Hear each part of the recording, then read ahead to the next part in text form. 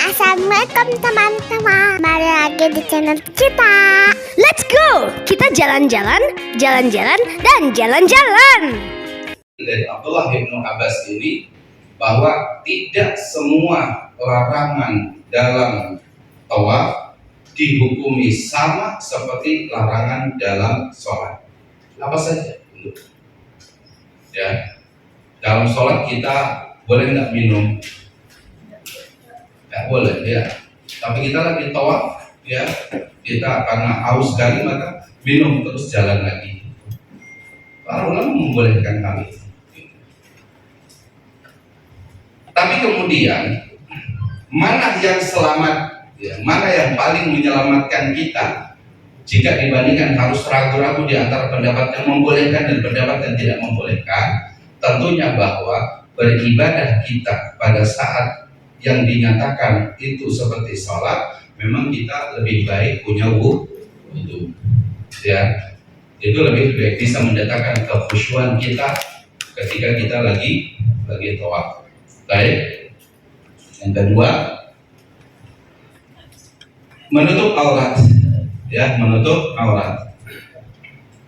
Ini lagi tawaf nih, kecuali bagi bapak-bapak nanti ya terbuka pada bagian lengan sebelah kanan, itu harus dibuka pada saat kita lagi tawaf, ya yang namanya ittiba, ya ittiba itu pakai qad itu ittiba, itu membuka bagian lengan kanannya pada saat kita sedang tawaf.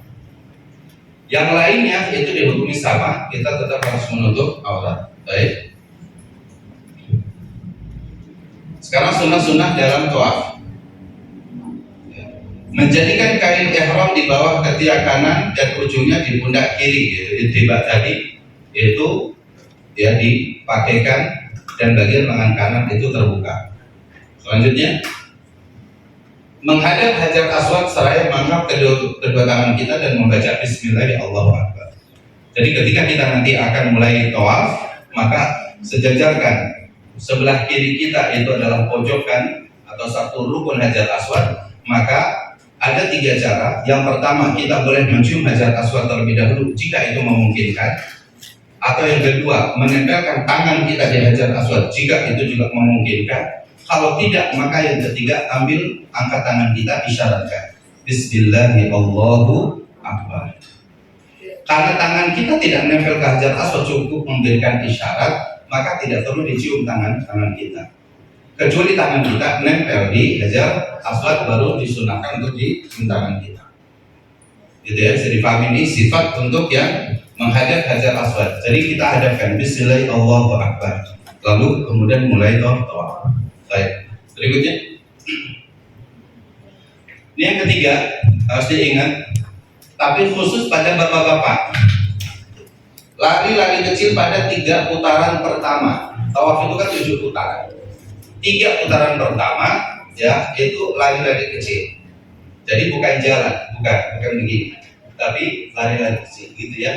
Itu pada 3 putaran pertama saja, dari mulai pojokan rukun Hajar Aswad terus sampai ke rukun Yamani.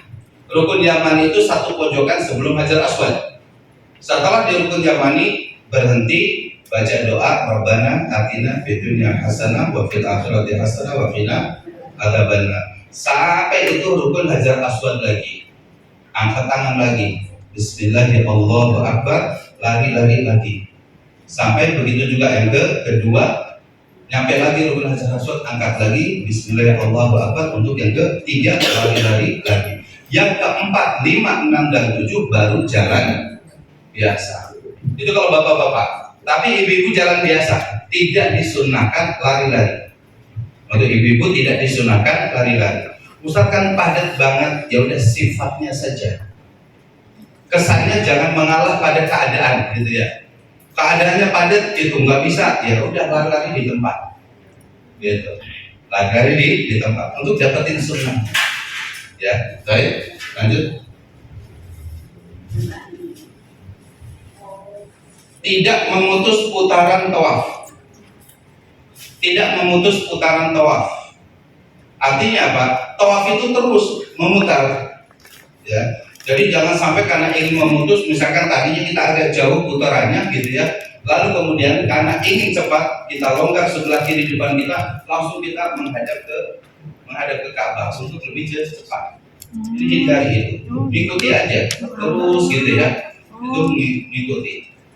Kalaupun kita mau sedikit minggir ke dekat Ka'bah, kita berjalan tapi sambil gini, ya. Tetap posisikan Ka'bah itu selalu di sisi kiri kita, jangan kita menghadap, gitu ya.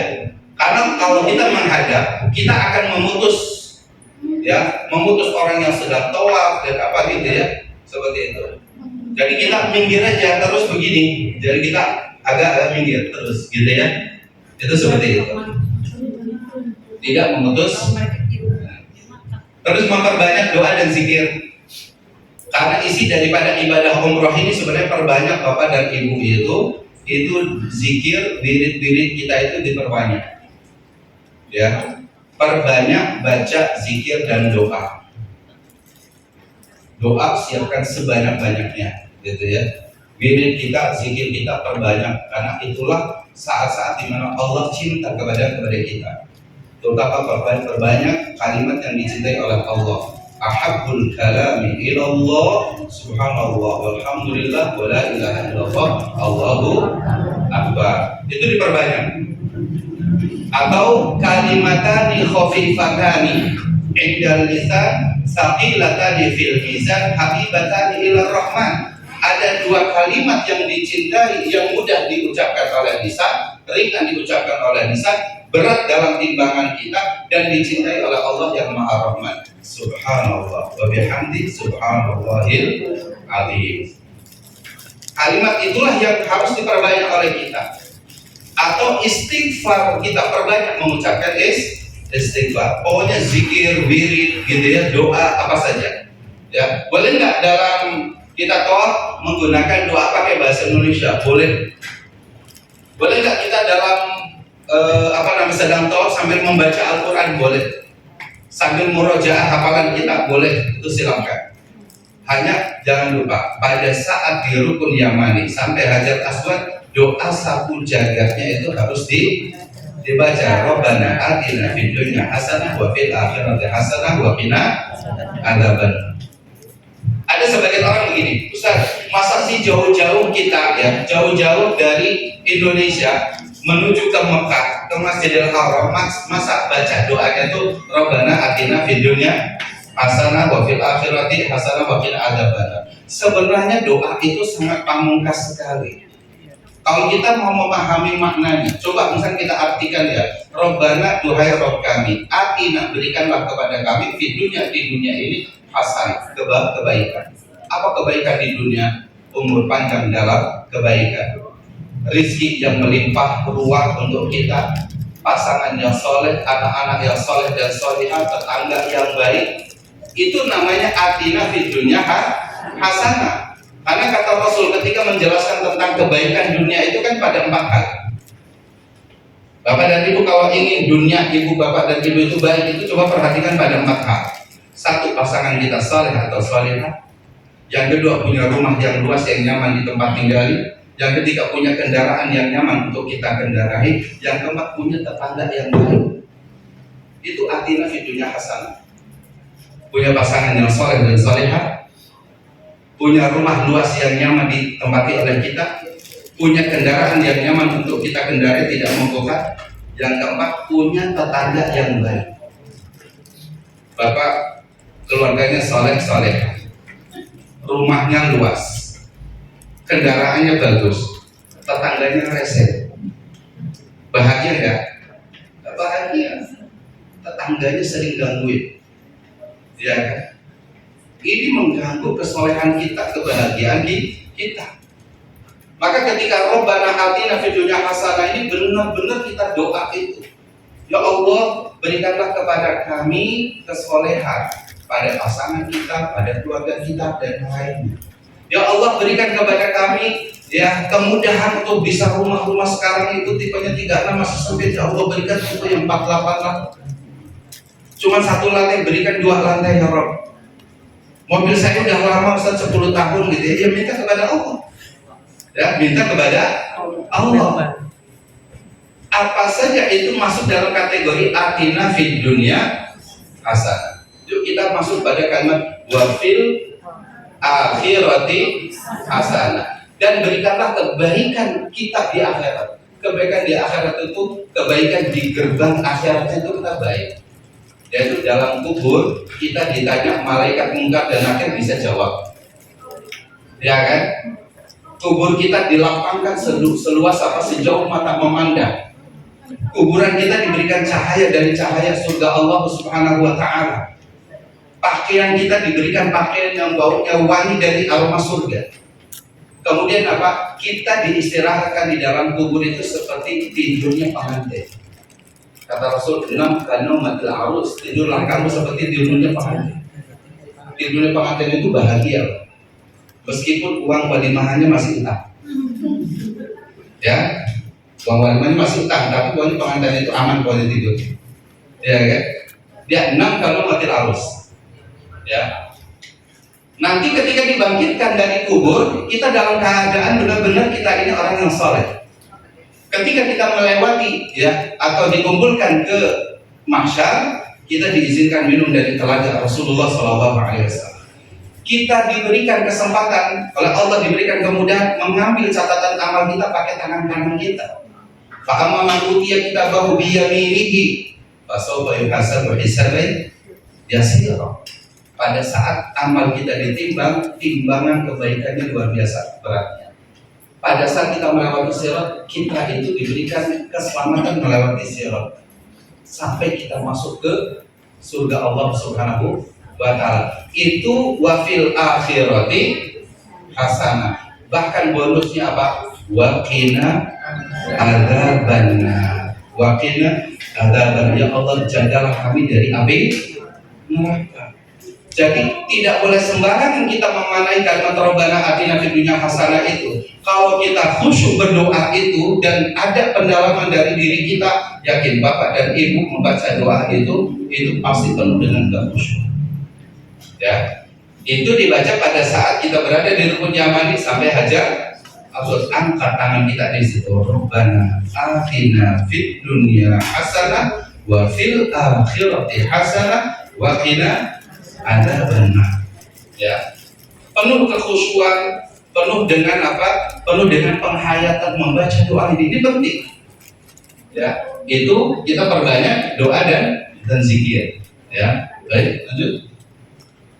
Baik, perhatikan di sini hal-hal yang terkait dengan Ka'bah ya, agar kita tahu bahwa yang kita kelilingi itu adalah rumah Allah Subhanahu wa Ta'ala, Al-Baitul Atiq. Kita lihat dari nomor 3 terlebih dahulu. Nomor 3 ini pintu Ka'bah. Ya, pintu Ka'bah. Nomor 1 ini ada Hajar Aswad. Antara Hajar Aswad ini nomor 4 juga Pak. Tawaf ini lihat di putaran ini yang merah ini. Tawaf tidak boleh masuk ke sini. Karena kalau masuk ke Hijr Ismail atau Hijr Ka'bah, namanya Bapak dan Ibu tawaf di dalam Ka'bah. Padahal tawaf itu mengelilingi Ka'bah, bukan di dalam Ka'bah. Maka kalau tawaf masuk ke Hijr Ismail di sini atau Hijr Ka'bah, nggak sah tawaf, harus diulang. Pada bilangan itu harus diulang. Jadi jangan masuk ke sini. Ya, maka alhamdulillah sebenarnya sudah ada penghalang di sini, pintu itu ada penghalang. Untuk video kelanjutan dari manasik aku upload setelah video ini ya teman-teman. Jangan lupa stay tune terus di YouTube channel kita. Nah, ini dia paket-paket yang tersedia di Taiba Travel Purwakarta. Jadi kalau kalian yang mau daftar umroh ataupun haji ataupun travel lain seperti ke Turki, Singapura dan lain-lain, bisa langsung menghubungi nomor yang ada di situ ya teman-teman. Dan jangan lupa doain kami yang akan berangkat umroh pada tanggal 5 Agustus 2023. Doakan semoga lancar. Assalamualaikum warahmatullahi wabarakatuh.